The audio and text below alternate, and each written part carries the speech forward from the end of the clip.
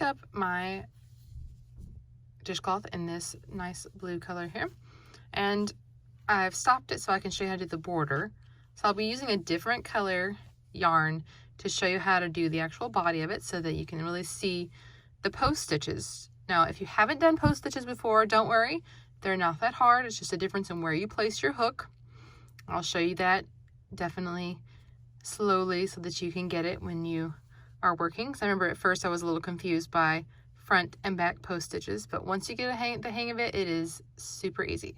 So we'll work in a lighter color. I'll show you how to do the body, and then we'll jump into the border with this swatch right here. Let's get started. Materials you're going to need for this project include 1 skein of cotton yarn.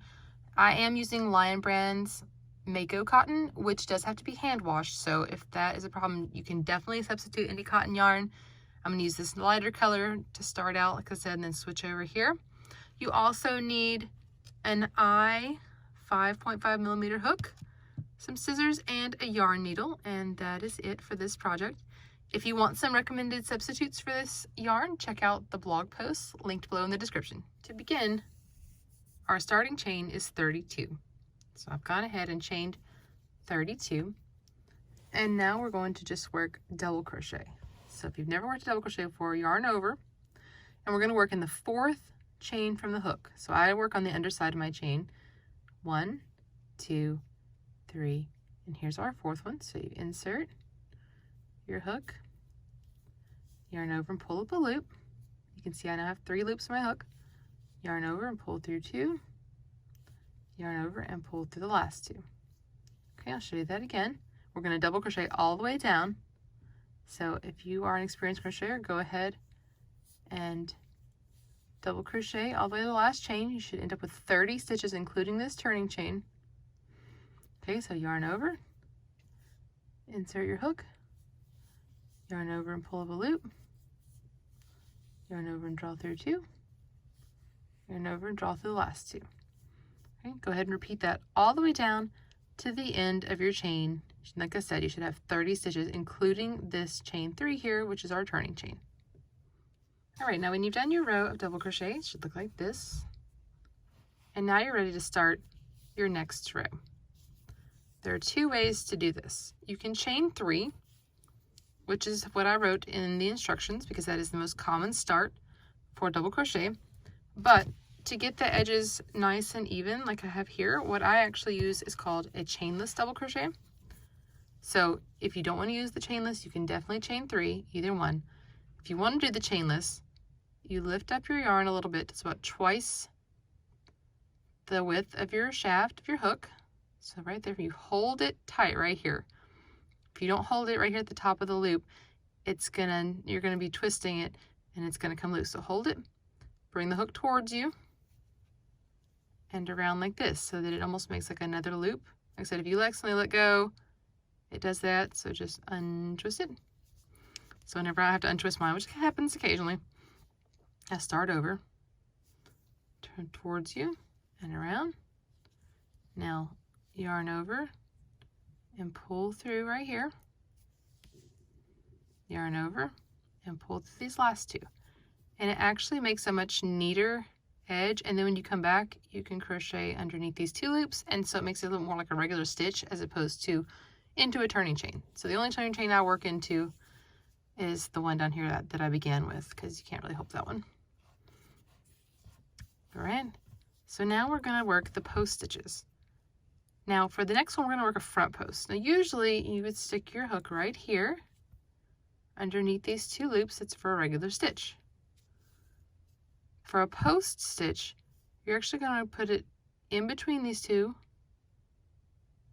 and come around. This is what's called a post. Okay. So insert it between, right in front of the stitch you want. We're working with the second one. So right in front of it, go around from, they call it front to back to front, which I remember that took me forever to be like, what? So having a video is definitely helpful.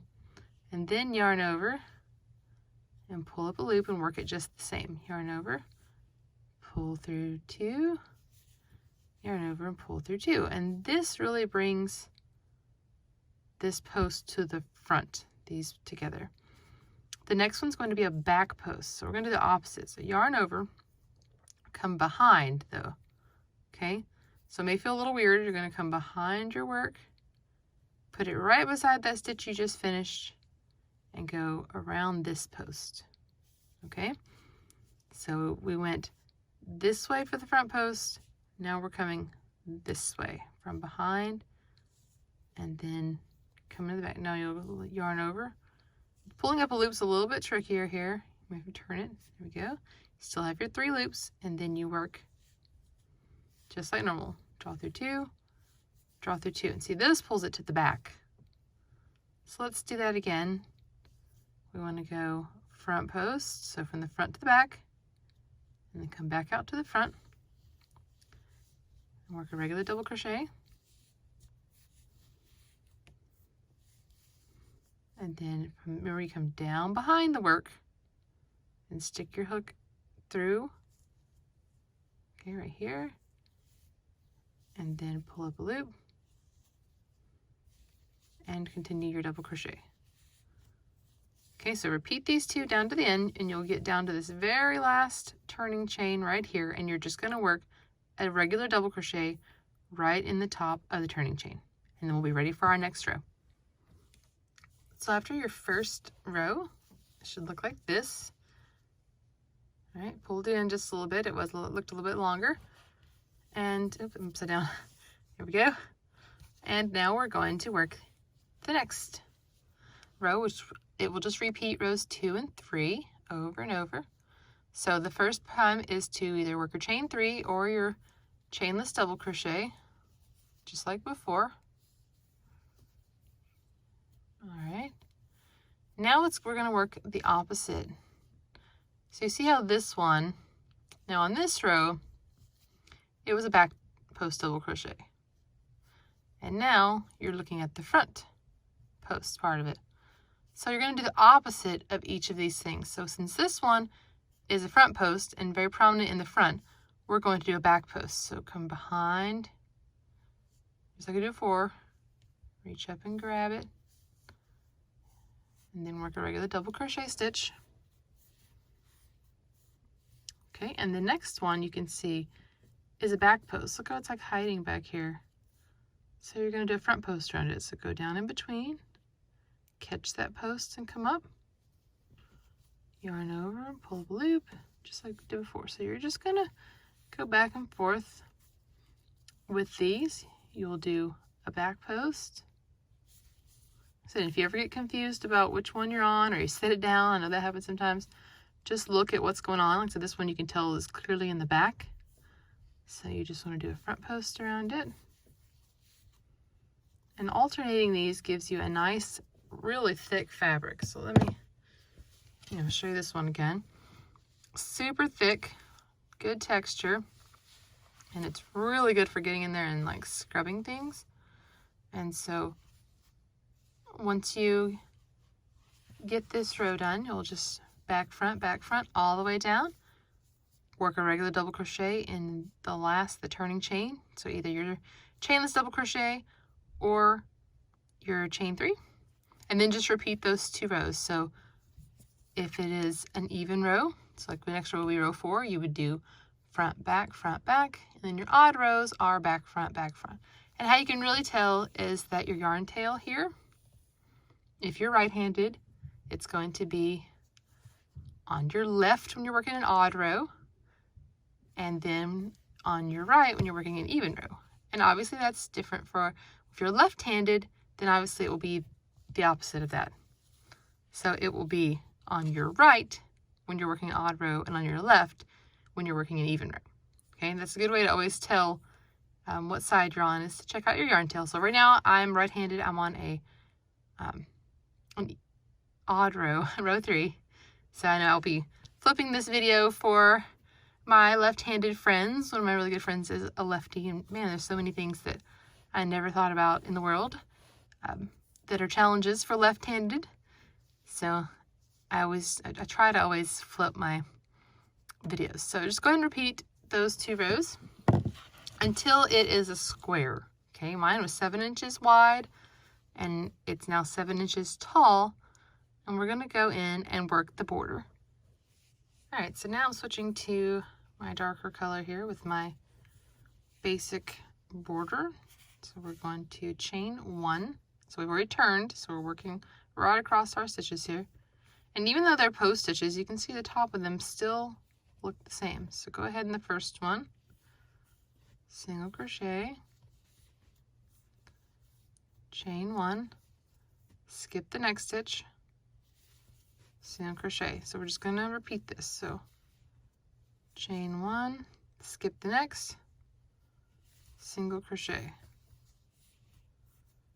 All right, so repeat that all the way down to the end, and you'll be at your turning chain. Okay, and I've just worked a single crochet in this next to last stitch, and then here in my turning chain, I'm going to single crochet, chain 1, and single crochet in the same space.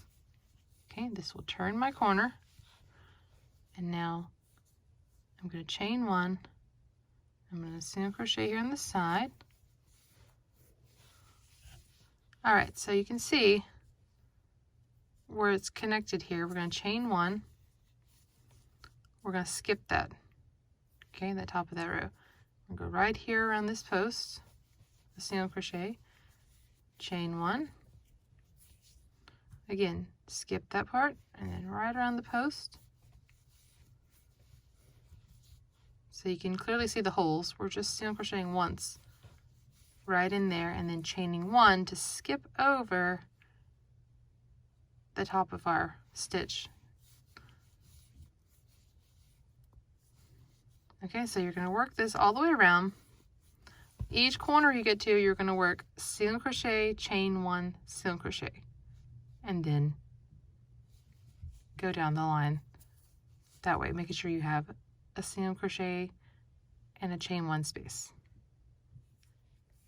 Now return to the same place right here where I began. You can see my first single crochet right here, and I'm just going to single crochet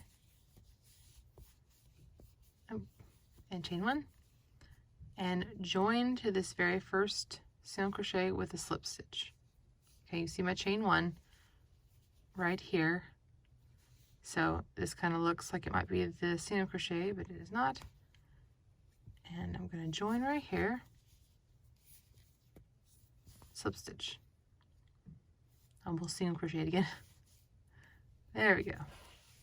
Now, if you like it like this, you've got a very basic border, and it'll be a little bit smaller, but you can definitely do this if you like. However, I want mine to be a little bit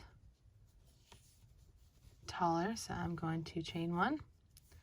I'm going to single crochet right here in my first single crochet, and then right here in my chain space, and now I'll chain 1, skip my single crochet in the chain space, chain 1, skip that single crochet in the chain space, so it's like a seed stitch or a moss stitch. It's got several names I've seen it called in crochet. And so work your way down to the end, working just in those chain spaces. And I'll show you how to navigate the corners.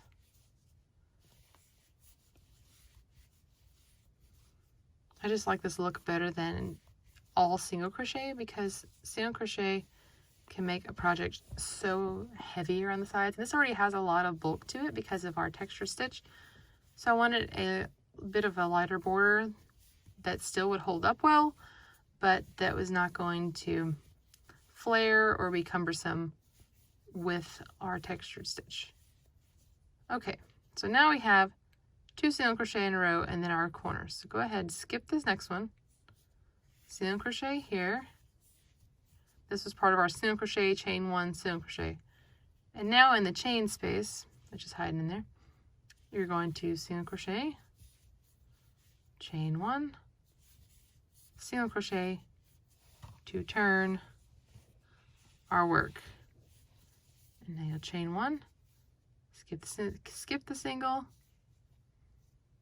and then work in your chain spaces again. So same thing, chain, skip the chain 1, skip a single crochet, and then single crochet in a chain space. So you're just doing the opposite. So work your way all the way around to the beginning here. And get back to the corner, we're going to do the same thing we did before. We're just going to single crochet, chain 1, and join with a slip stitch to our first single crochet. And we'll just repeat that as many times as you want for our border. For me, I'm going to finish what you've seen in the pictures is 4 rounds. So this is already 2. I'm just going to add 2 more, and it's the same thing each time around, working the chain, one little chain space in the corner with your single crochet, chain 1, single crochet, and then working down the rows and connecting here at the end with a slip stitch, working a single crochet, chain 1, and a slip stitch. And that will complete your textured dishcloth.